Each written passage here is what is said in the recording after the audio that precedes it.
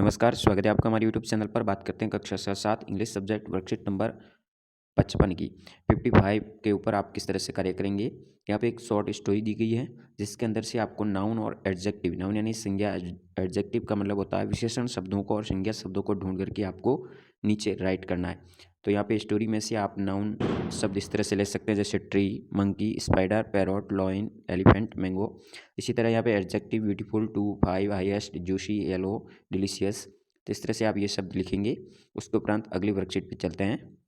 बात करते हैं वर्कशीट नंबर 56 की। 56 में आपको interview of any of your teacher for school and right the answer. यहाँ पे इंटरव्यू के तौर पर आपसे यदि सवाल पूछा जाए तो आपका उत्तर क्या होगा। जैसे व्हाट इज़ योर नेम, आपका नाम क्या है, यहाँ पे अपना नाम लिखेंगे। What is your home district, यानी आपका गृह जिला कौन सा है। फिर स्पेंड योर फ्री टाइम, आप फ्री टाइम में क्या करते हो। रीडिंग बुक्स, यानी किताबें पढ़ते हैं या खेलते हैं, जो भी आप लिखेंगे। व्हेन इज़ योर बर्थडे, आपका बर्थडे कब है, यानी कौन सी तारीख को जन्मदिन है वो लिखेंगे। फेवरेट गेम लिखेंगे 5वें प्रश्न में। 6ठे प्रश्न में फेवरेट फूड लिखेंगे, जैसे यहाँ दाल रोटी लिखा गया है। Which subject do you teach, कौन सी सब्जेक्ट पढ़ाते हैं, English. Who is your ideal person in life, आपके प्रश्न ऐसे कौन से व्यक्तित्व है जो आपको अपने जीवन का आइडियल है। तो वहाँ पे आप लिख सकते हैं स्वामी विवेकानंद, यहाँ अन्य कोई भी हो उसका आप नाम लिख सकते हैं। बात करते हैं वर्कशीट नंबर 57 की। यहाँ एक पोस्टर दिया गया है वर्ल्ड अर्थ डे का। इसको आपको अच्छी तरह से पढ़ना है, नीचे प्रश्नों का उत्तर देना। जैसे when do you celebrate world earth day, कब मनाया जाता है, तो 22 अप्रैल हो जाएगा। फिर name some things you can do to save the earth, and पृथ्वी को सुरक्षित रखने के लिए आप क्या करेंगे। तो सेव ट्रीज है, सेव वाटर है, स्टॉप पॉल्यूशन है, या सेव एनिमल्स। यह हो जाएगा save water. Why should we save water, यानी हमें इस पानी को रख से क्यों करनी चाहिए, क्योंकि फ्यूचर जनरेशन के लिए जरूरी। How can we save energy, तो इसका लिखेंगे use green energy, keep the switch off it if it was not use. इस तरह से लिख के इसको कंप्लीट करेंगे। उसके उपरांत बात करते हैं वर्कशीट नंबर 58 की। 58 में आपको करेक्ट वर्ड्स लगाने हैं। एंड, बट और बिकॉज का प्रयोग करना है। जैसे पहले प्रश्न में बट का प्रयोग करेंगे, दूसरे में आ जाएगा एंड, तीसरे में बट का प्रयोग करेंगे, चौथे प्रश्न में I was very tired and confusion, तो ये कन्फ्यूज दोनों के बीच में एंड का प्रयोग करेंगे। पाँचवें में एंड का प्रयोग करेंगे। छठे प्रश्न में बिकॉज आएगा।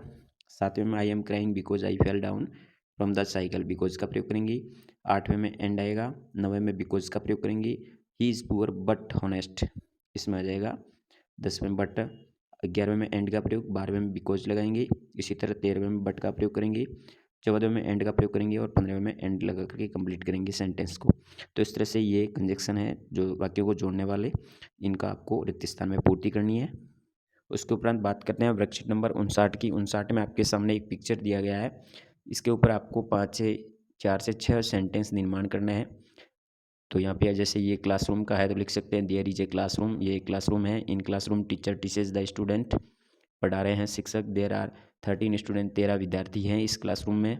या बेंचेस भी है, टेबल भी है, और स्टूडेंट के सभी के पहनी हुई यूनिफॉर्म है। इस तरह से आप ये सेंटेंस निर्माण करेंगे अलग अलग, या और भी आप इसके अलावा किसी भी सेंटेंस का निर्माण कर सकते हैं। 4 से 7 सेंटेंस आपको यहाँ पे राइट करने हैं। बात करते हैं वर्कशीट नंबर 60 की। 60 में आपके सामने वाक्य दिया गया है, जो है मतलब जो ब्लैक डार्क किया गया वर्ड है, उन्हीं आधारित वाक्य, उन्हीं का वापस प्रयोग करते हुए एक नए वाक्य का निर्माण आपको करना है। तो यहाँ हमीद है, यहाँ ग्रोव है, तो इसका बन जाएगा the day are long and Hamid. इसी तरह दिस इज ग्रेप्स ग्रो। फिर अगले में the Kuku is sitting in the crows nest, my cats tell gate goat cut off. इस तरह से लिख सकते हैं आप। टेल का प्रयोग करना है यहाँ पे, यह नेस्ट का है। फिर अगले में वंडरफुल का प्रयोग करना है, जो दैट स्कूल लुक्स वंडरफुल। फिर यहाँ डीप का प्रयोग करके वापस रीराइट करना है, तो it is a deep water tank. इस तरह से आप यहाँ पे निर्माण करेंगे और इसको कंप्लीट कर सकते हैं। बात करते हैं वर्कशीट नंबर 61 की। 61 में आपको एक सारणी दी गई है। यहाँ पे आपको पहले पेड़ का नाम लिखना है, उस पेड़ के आपने कहाँ देखा स्थान लिखना है, और उसकी पत्ती कैसी होती है उसका चित्र बनाना है। फिर उसके ऊपर कुछ लाइनें भी लिखनी है, जैसे नीम ट्री, नीम का पेड़, हाउस यानी घर पर, पत्ती, इस प्रकार का चित्र बना सकते हैं। Neem tree is very big, बड़ा होता है। The colour of neem leaves is green, नीम की पत्तियों का कलर वो हरा होता है। फिर मैंगो ट्री, गार्डन में देखा, मैंगो की पत्ती इस तरह से होती है। मैंगो भी काफ़ी बड़ा होता है, लंबा होता है, और इस पेड़ के फ्रूट है वो बहुत मीठे होते हैं। फिर रोजवुड यानी शीशम का पेड़, स्कूल के अंतर्गत पेड़ की पत्तियाँ इस तरह से बनाएंगे। इट्स वुड इज़ हैवी, और इसका कलर अब ब्राउन होता है। फिर पीपल का हमने टेम्पल में देखा, इसका पत्ती इस तरह से होती है।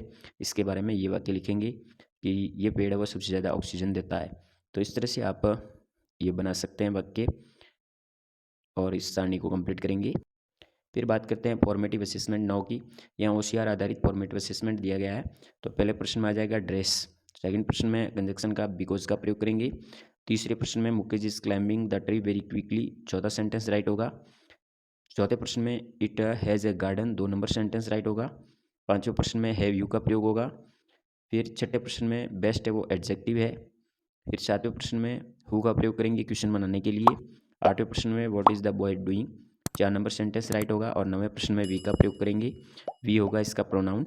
और 10वें प्रश्न में ब्रेव आएगा। तो इस तरह से आप OCR आधारित अपने प्रश्न उत्तर हल कर सकते हैं राइट को, और उसको देख सकते हैं। धन्यवाद। जानकारी अच्छी लगी तो वीडियो शेयर ज़रूर कीजिए। जय हिंद, वंदे मातरम।